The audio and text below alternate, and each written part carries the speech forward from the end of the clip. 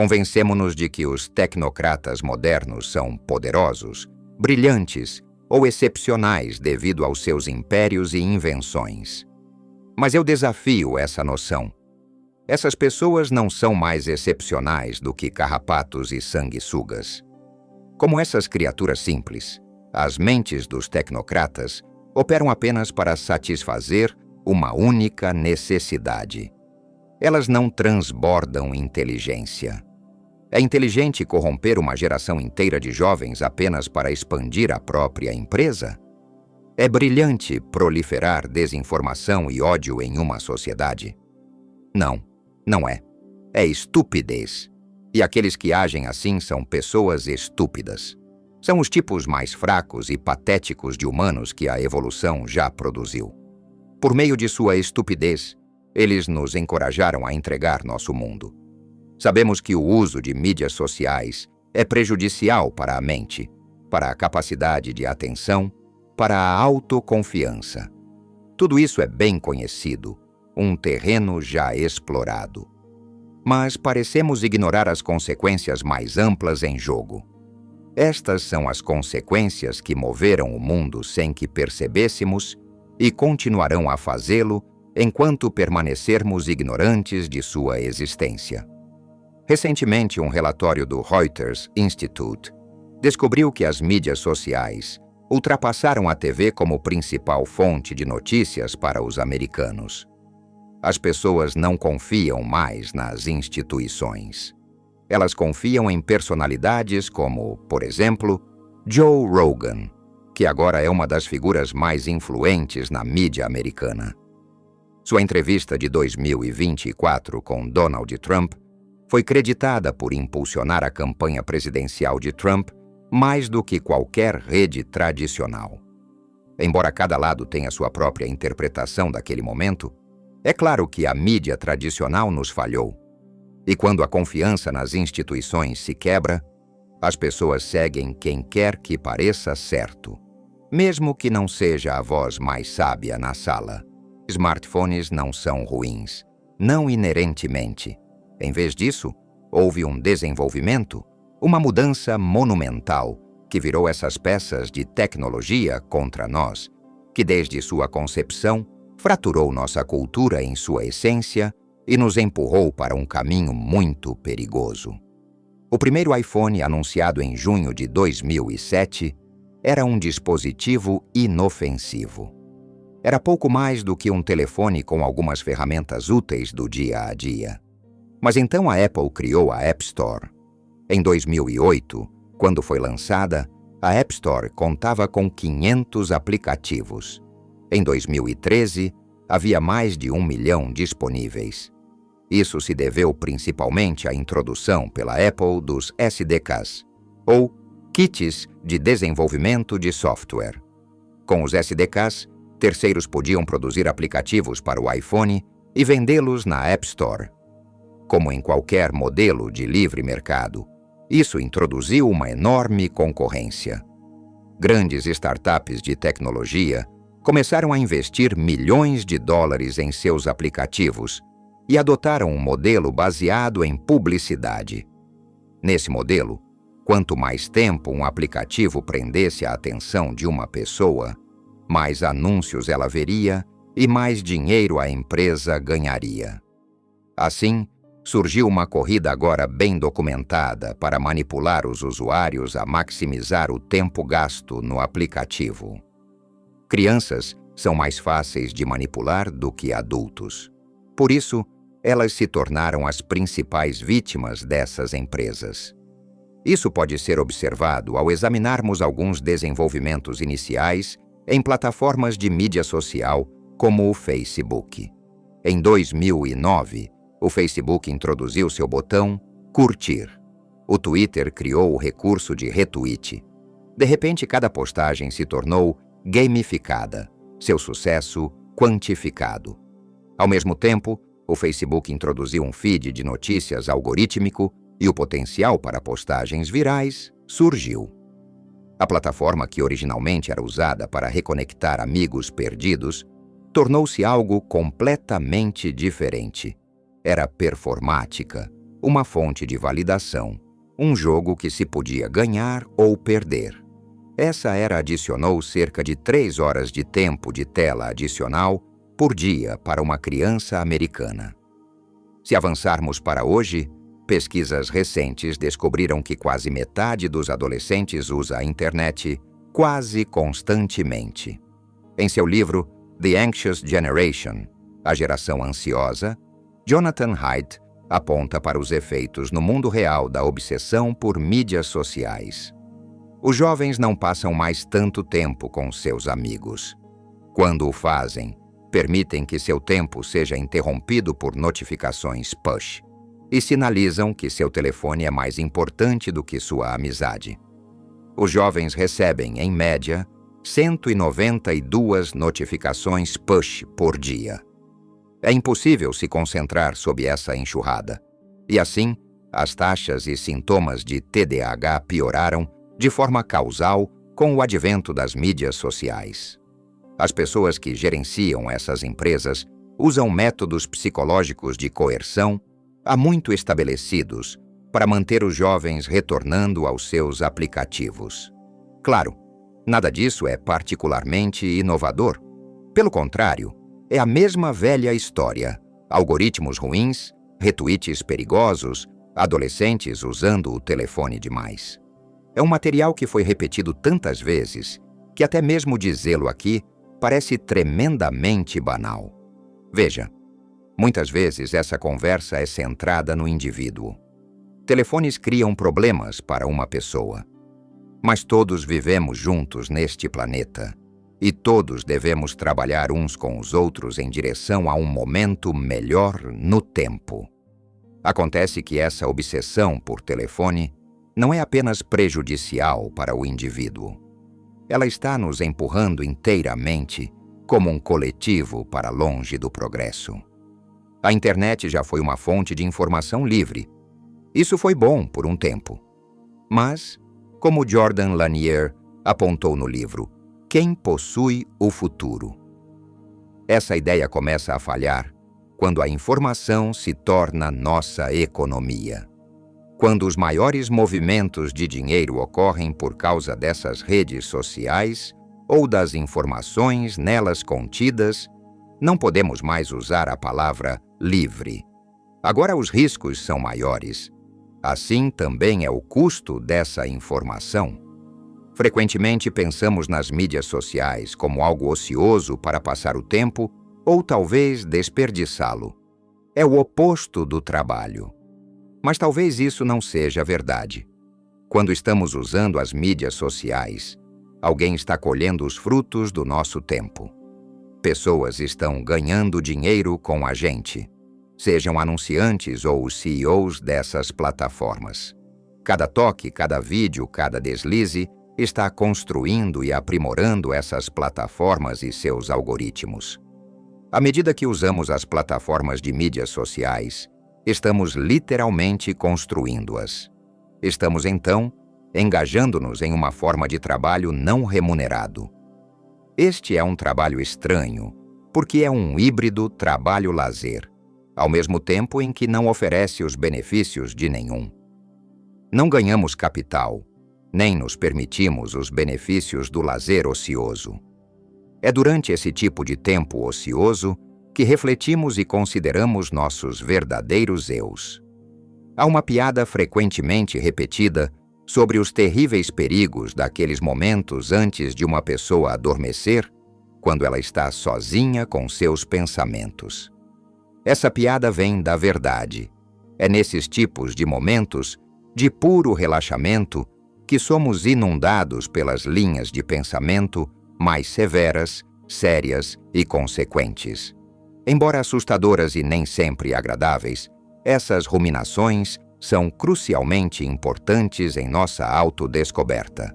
Atender a notificações push e feeds de notícias interrompe e até mesmo nos desconecta da beleza da clareza mental vazia. É uma pena enorme abrir mão de uma oportunidade como essa, abdicar de nós mesmos em prol de homens ricos, se tornando ainda mais ricos. E é claro, esse tipo de rendição tem consequências. Em seu livro Stand Out of Our Light, Saia da Nossa Luz, o autor James Williams fornece uma metáfora para o nosso cenário moderno de mídias sociais. Imagine que você comprou um aparelho de GPS e o colocou em seu carro. Você digita o destino desejado no aparelho e ele fornece as direções. Mas, ao longo do percurso e na chegada, você percebe que ele o levou a um lugar completamente diferente de onde você pediu. Você precisava ir ao supermercado, mas chegou a um campo de golfe ou a um cinema. Talvez 1 ou 2 vezes você tolerasse isso e atribuísse a um simples defeito. Mas imagine que, ao longo de 1 dúzia de vezes, a mesma coisa acontecesse sempre. O GPS só o levaria ao destino errado. Você, é claro, nunca mais usaria esse aparelho. Agora peço ao espectador deste vídeo que considere seus objetivos na vida. Para onde você gostaria de ir? O que você gostaria de ser? Com isso em mente, a pergunta agora é: o Facebook compartilha esse objetivo com você? O TikTok, o Instagram, o Google ou a Apple? Os objetivos dessas empresas estão alinhados com os seus? Certamente não. Os objetivos das empresas de mídia social não são os seus objetivos. Por alguma razão, não pensamos na história de nossas vidas da mesma forma que pensamos no espaço físico, como no exemplo do GPS. Isso ocorre porque empresas como Facebook, Google e Apple, como Williams sugere, não estão apenas no negócio de fabricar dispositivos.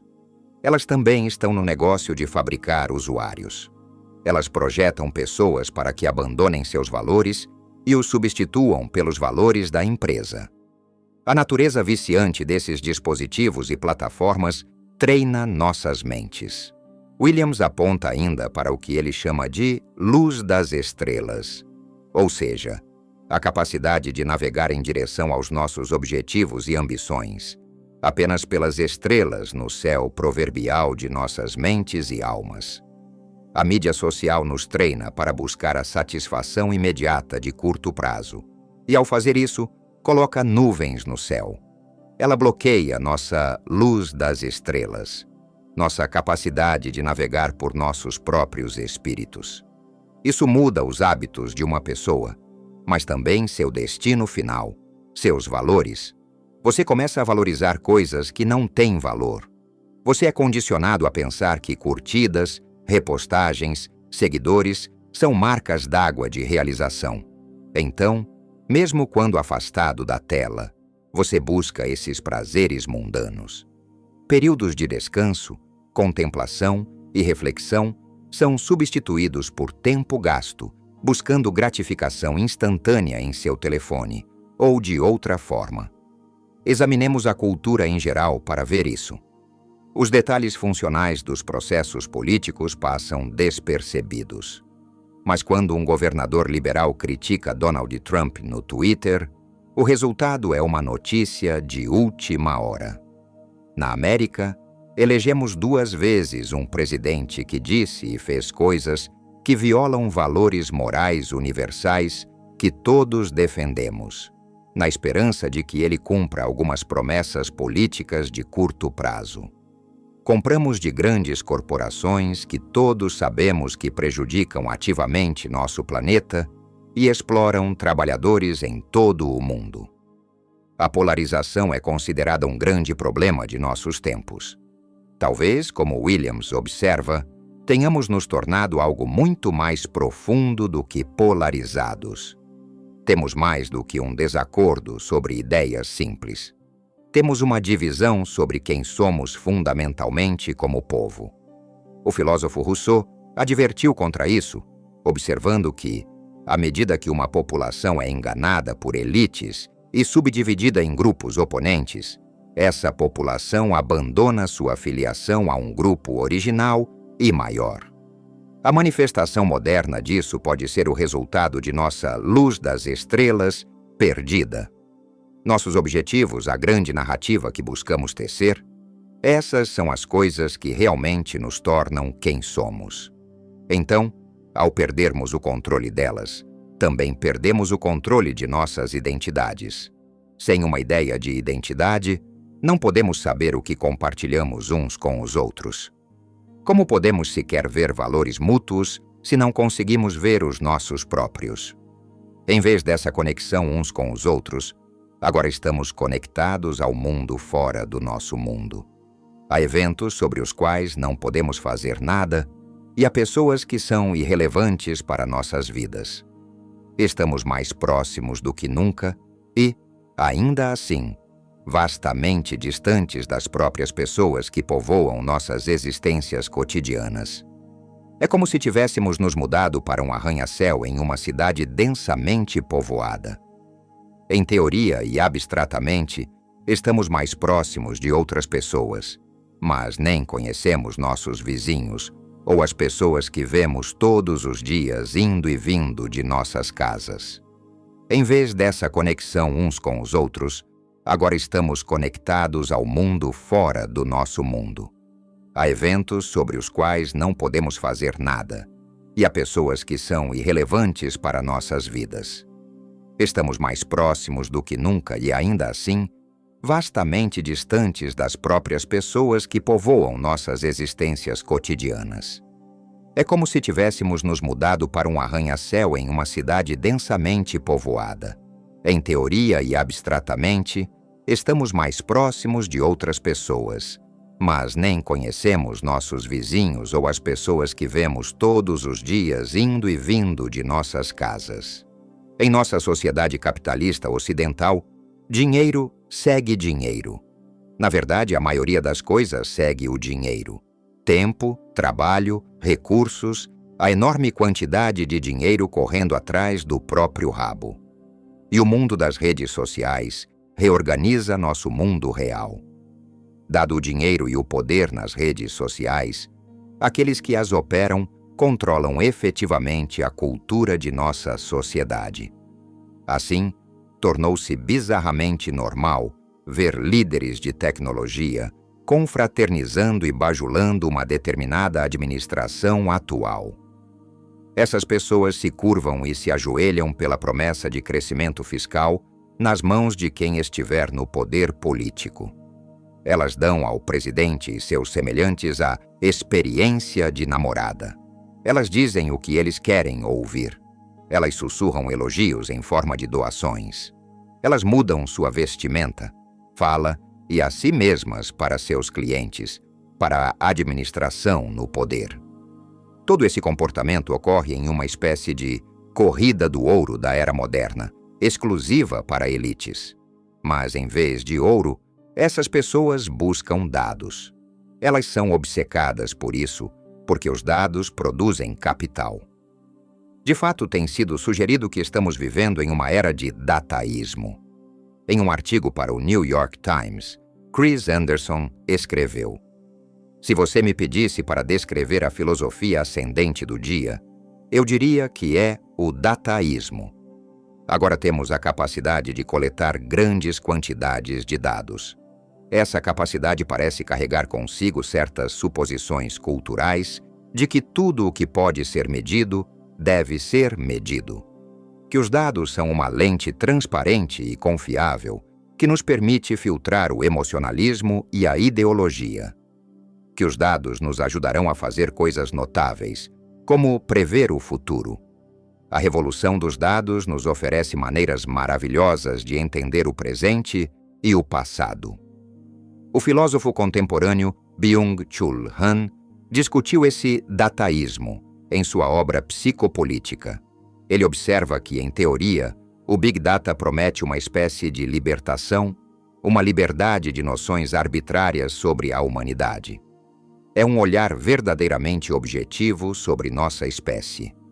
Mas, para tornar essa realidade, o Big Data se transformou em algo totalmente sem precedentes. Como Han sugeriu, Big Data, Big Business e Big Brother existiam há muito tempo como três ideias separadas. Mas, no mundo de hoje, o Big Data absorveu as outras duas. E os três juntos agora são uma entidade singular.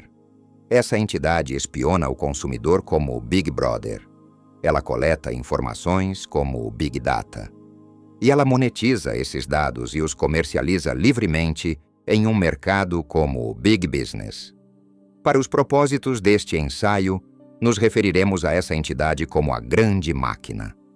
Dentro da Grande Máquina, as vidas de seres humanos como você e eu se tornaram mercadorias. Commodities têm sistemas de classificação. Diamantes, milho, trigo, carne bovina. Cada um tem sistemas de classificação rígidos, pelos quais a peça individual é determinada como tendo um valor baixo ou excepcional. Agora, graças ao trabalho da Grande Máquina, os humanos têm tal sistema, mesmo que você não saiba disso. A Axiom é uma empresa de corretagem de dados que comercializa dados pessoais de 300 milhões de cidadãos dos LSEA. A empresa tem um sistema de classificação para indivíduos no qual os humanos são divididos em 70 categorias com base no valor de mercado. Nesse sistema, os clientes de maior valor de mercado são colocados em um grupo intitulado Estrelas Cadentes. Pessoas com baixo valor econômico estão em uma categoria literalmente chamada lixo. E assim, como Han observa, a Grande Máquina criou uma nova sociedade de classes digitais. Aqueles com baixos scores de crédito, baixa renda, ou que são de outra forma inúteis ou prejudiciais ao sistema de mercado, são expulsos dele. Aqueles que são valiosos são recebidos de braços abertos, valorizados e desejados. Um dos grupos que cobiçam esses dados são, é claro, os políticos. Eles desejam obter essa avaliação cristalina e objetiva do público, prometida pelo dataísmo. Então eles compram dados com a ajuda de doações desse mesmo público, devo acrescentar. Eles adaptam as mensagens não apenas a grupos ou regiões, mas a indivíduos. Embora possamos desejar resistir, muitas vezes somos impotentes nessa luta. Se um político adapta sua campanha para você, precisamente, e lhe diz tudo o que você quer ouvir, por que você não votaria nesse candidato? E assim me pergunto onde isso se encaixa no conceito de eleições livres. Somos livres para votar em quem quisermos, uma vez que nossos cérebros passaram por um ciclo eleitoral segmentado de 24 meses, e nossas mentes foram dobradas, espremidas e manipuladas como pedaços de argila.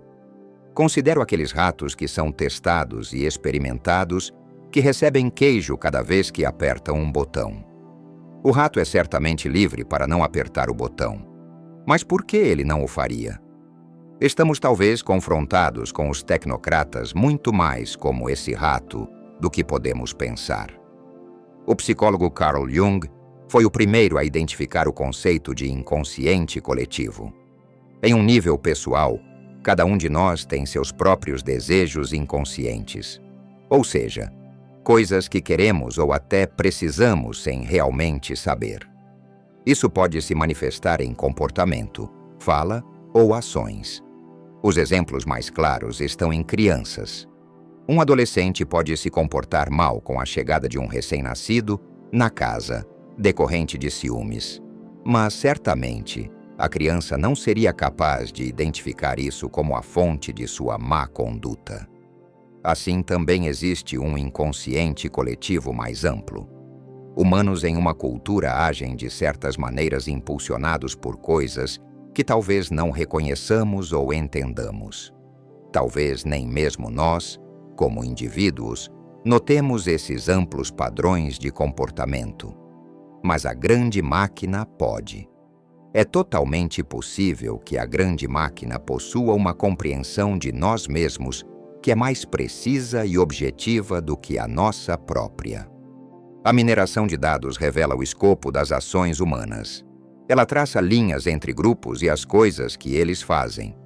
Mas, certamente, não há razão para a Grande Máquina compartilhar os resultados dessas descobertas.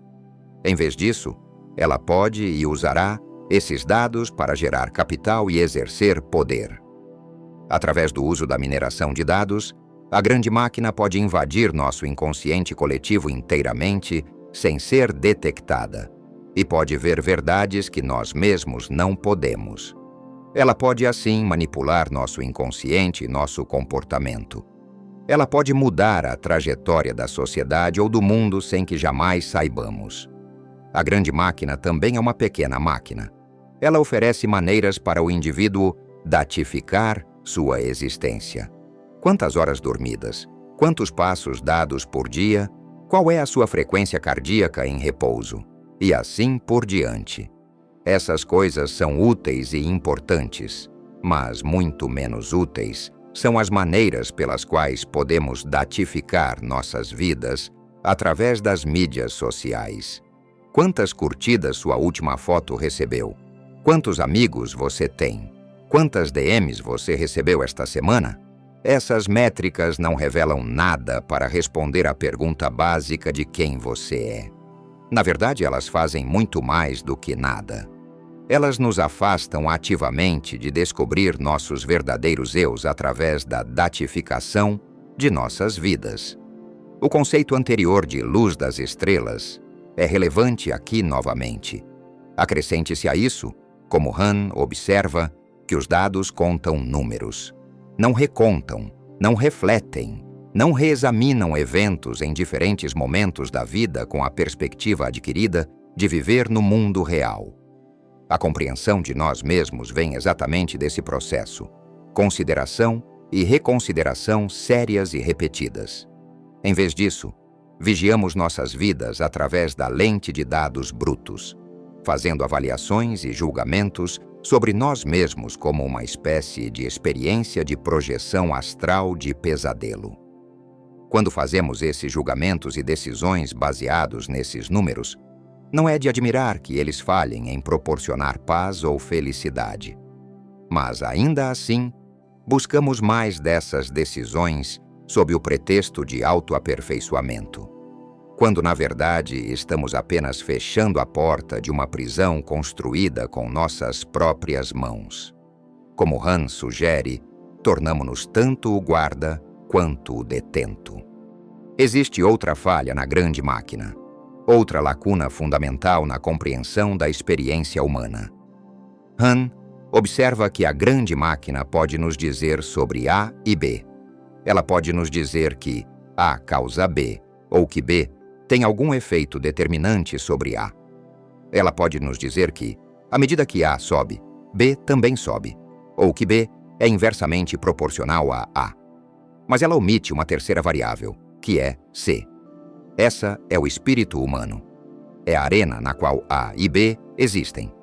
É o elemento humano caótico, complexo e incognoscível que fornece essa paisagem para todas as outras coisas. É por isso que a grande máquina está tão frequentemente errada. Ela só pode prever o que é previsível. Considere os eventos mais cataclísmicos no curso da história, aqueles que realinham a sociedade, vários dos quais experimentamos nos últimos 20 anos. Considere mais agudamente os eventos que impactam o indivíduo no nível mais fundamental, aqueles que mudam sua vida. Esses eventos são, é claro, os mais importantes que experimentamos como sociedade ou indivíduo. A grande máquina não pode prever ou nos preparar para essas coisas. Então, em vez disso, elas ocorrem. E a grande máquina é como um abutre que se alimenta do caos que elas criam. Então a resposta para tudo isso, alguém poderia pensar, é simples: pare de usar seu telefone. A ideia de parar de usar seu telefone soa boa. Parece simples, mas atribui muita culpa ao indivíduo. Gerações mais antigas podem dizer que os jovens de hoje estão muito no telefone. Aqueles com sensibilidades libertárias mais severas podem declarar que você pode simplesmente largar o telefone.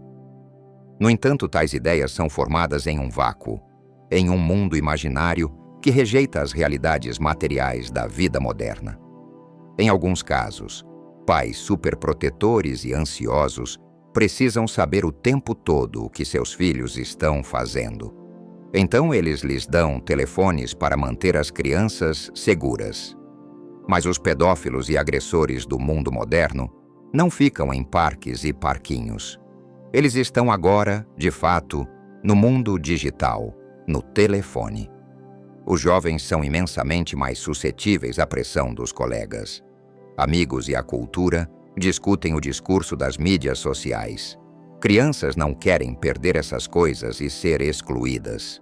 Embora tal afirmação, uma preocupação de uma criança, possa parecer melodramática, não é. As mídias sociais são uma grande parte da experiência juvenil moderna, infelizmente. Então há algum mérito na preocupação da criança. Essa pressão dos colegas aumenta sobre os pais. Crianças dizem, talvez sinceramente, que serão excluídas sem um telefone. E nenhum pai razoável quer que seu filho seja um excluído. E assim, à medida que cada pai cede a essa pressão e compra um telefone para seu filho, cada outro pai sente a crescente pressão para fazer o mesmo. Podemos também ser tentados a dizer que os pais deveriam simplesmente mandar seus filhos para brincar na rua. Suponho que isso seja verdade até certo ponto. Mas o cenário parental moderno não endossa realmente esse tipo de coisa. Se uma criança está correndo sozinha por um bairro ou uma área selvagem, isso pode levantar suspeitas. De repente, um bairro se inunda de fofocas sobre alguma mãe, sendo uma parental irresponsável. Talvez um indivíduo particularmente rigoroso até chame os serviços sociais. É uma situação difícil. Não sendo pai, não posso me aprofundar muito nessas questões de forma responsável, mas o ponto pode ser que é difícil tanto para pais quanto para filhos evitarem as mídias sociais. Além disso, bilhões de dólares e anos de pesquisa são investidos na criação desses aplicativos.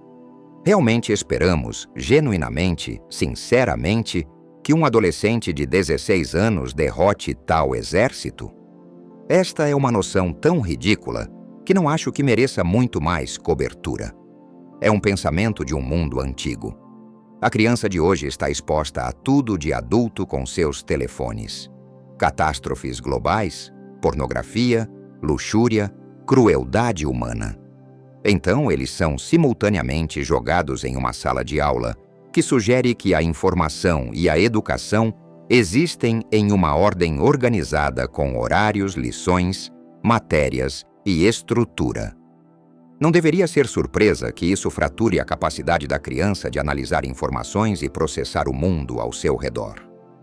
Se realmente queremos que os jovens prosperem em um novo cenário, devemos dar-lhes as ferramentas certas. Devemos ensiná-los a fazê-lo. Enquanto digito isso, consigo reconhecer duas grandes discrepâncias em tudo isso. A primeira é o fato de que a mídia social fez algum bem.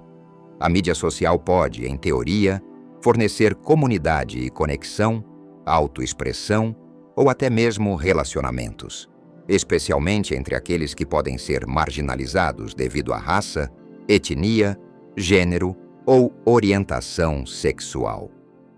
Mas quando buscamos dados mais concretos, em vez de suposições como essas, encontramos uma falta de evidências de que haja qualquer benefício a longo prazo para o uso das mídias sociais.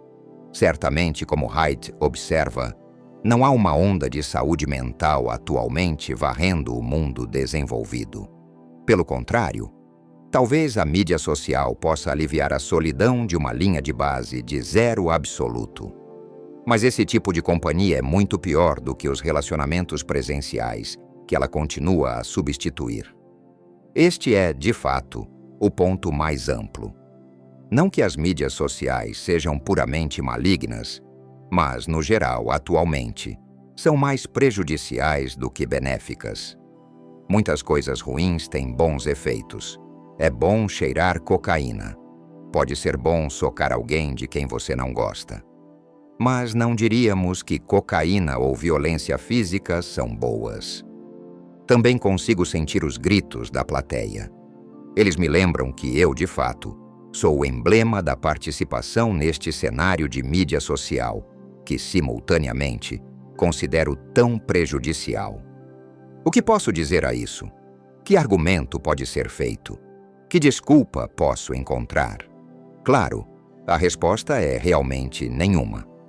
Mas acho que, quando se trata dessas plataformas, podemos trabalhar para elas, ou elas podem trabalhar para nós.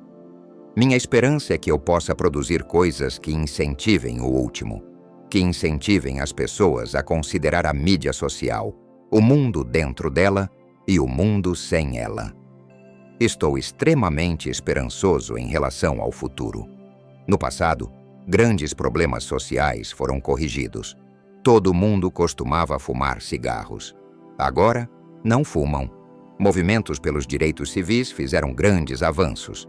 Mesmo que haja trabalho a ser feito, apesar de nossos problemas ambientais atuais, a ação verde coletiva obteve inúmeras vitórias. Existem muitas soluções viáveis para a mudança. O governo poderia agir, poderia estabelecer alguma supervisão. Eles poderiam, como alguns sugeriram, aumentar a idade adulta online de 13 para 18 anos. Há duas questões culturais que poderiam ser resolvidas. Talvez devêssemos reavaliar a ideia de independência infantil. Os pais frequentemente temem deixar seus filhos livres no mundo pelas consequências para a criança ou pelas consequências sociais para eles próprios. Se estamos sendo profundamente otimistas, uma prática que considero nem sempre equivocada, poderíamos olhar para o pêndulo sempre oscilante da cultura. Talvez, com a geração alfa ou futuras gerações, a perspectiva de estar sempre online seja simplesmente considerada brega e coisa de velho. Talvez esses jovens, por sua própria iniciativa, evitem as mídias sociais. O fato é que a mídia e a vida nela mudaram. Tudo é diferente agora. Pessoas mais velhas no poder são incapazes de entender a profundidade dessa mudança. Os jovens, no entanto, são poderosos, são inteligentes. Devemos ignorar os gritos geracionais contínuos que declaram a juventude perpetuamente estúpida. Esses gritos são arrogância e cinismo. São a podridão da idade em mentes estagnadas. É e sempre foi a juventude quem percebe o mundo com mais precisão. E é a juventude quem impulsiona as mudanças. Com o tempo, a juventude de hoje controlará o mundo de amanhã.